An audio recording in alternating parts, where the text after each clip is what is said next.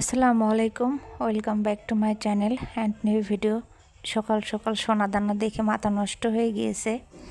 তো দুলাভাই এসেছে বিদেশ থেকে।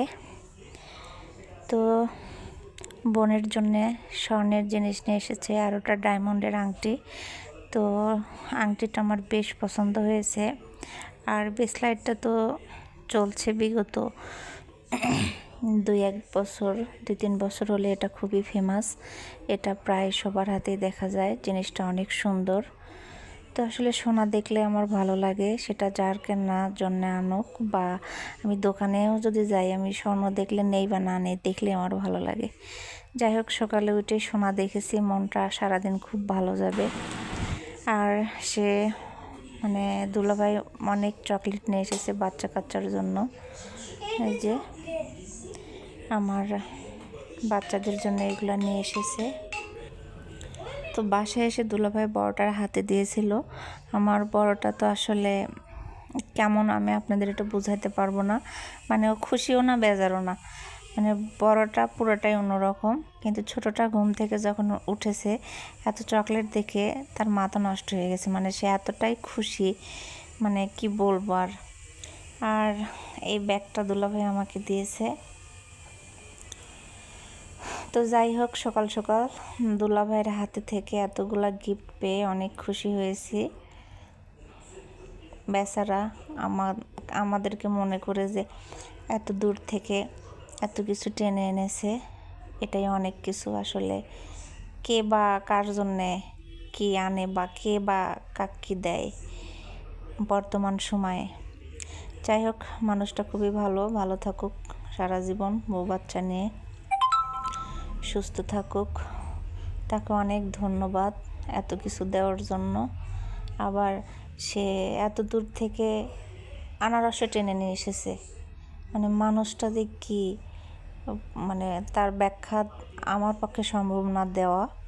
যাই হোক, আনারসটা কেটে খেয়েছি ইফতারিতে। আর আমার তো ছোট পরিবার, অত বড় আনারস আসলে আমার জন্য বেশি হয়ে যায়। তো অর্ধেকটা, এই যে সেই আনারস, উগান্ডার আনারসটা বেশ মিষ্টি ছিল। তো আমি অর্ধেকটা কেটে ফ্রিজে রেখে দিয়েছি আর অর্ধেকটা খেয়েছি। অর্ধেকটাই আমাদের জন্য বেশি হয়ে গিয়েছে।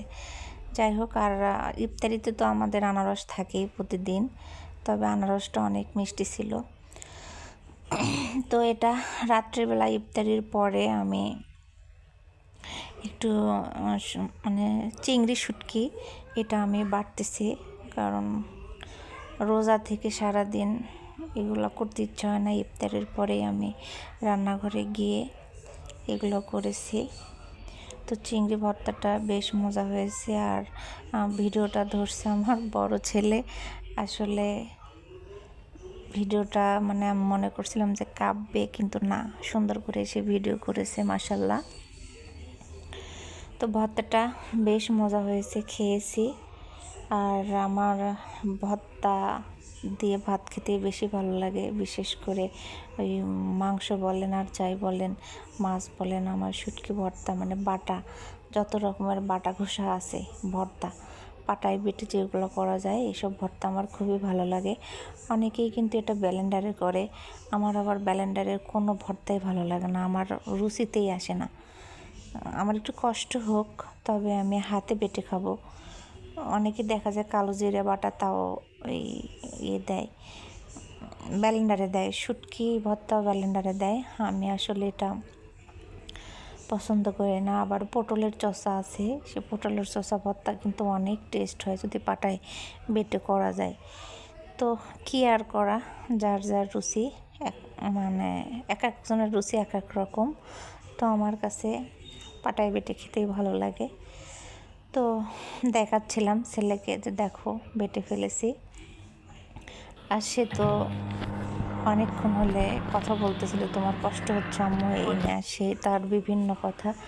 তো এর মধ্যে ছোট ছেলেটা আবার বলতেছে, আম্মু আমি বোন দিয়ে খাবো। তো ওকে আমি একটু ফ্রিজ থেকে বের করে ওভেনে গরম করে দিলাম, একটু বোন দিয়েটা খাক। আর ছেলেটা সারাদিন তেমন কিছু আজকে খায় নাই, খাওয়ার প্রতি কেমন যেন একটা রুচি নাই না কি বুঝতেছি না।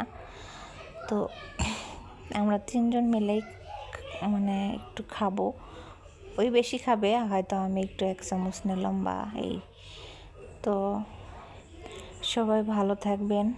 ভিডিও যদি ভালো লাগে লাইক করবেন, কমেন্ট করবেন, সাবস্ক্রাইব করবেন।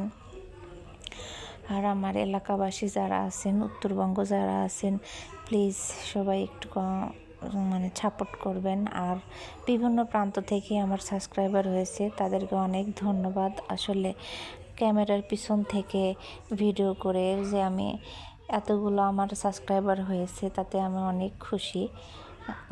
যাদের ভালো লাগে প্লিজ, শুধু উত্তরবঙ্গ না, যে বঙ্গই থাকেন না কেন, ভিডিও ভালো লাগলে সাবস্ক্রাইব করবেন, আর না ভালো লাগলে স্কিপ করবেন। তো আল্লাহ হাফেজ, সবাই ভালো থাকবেন।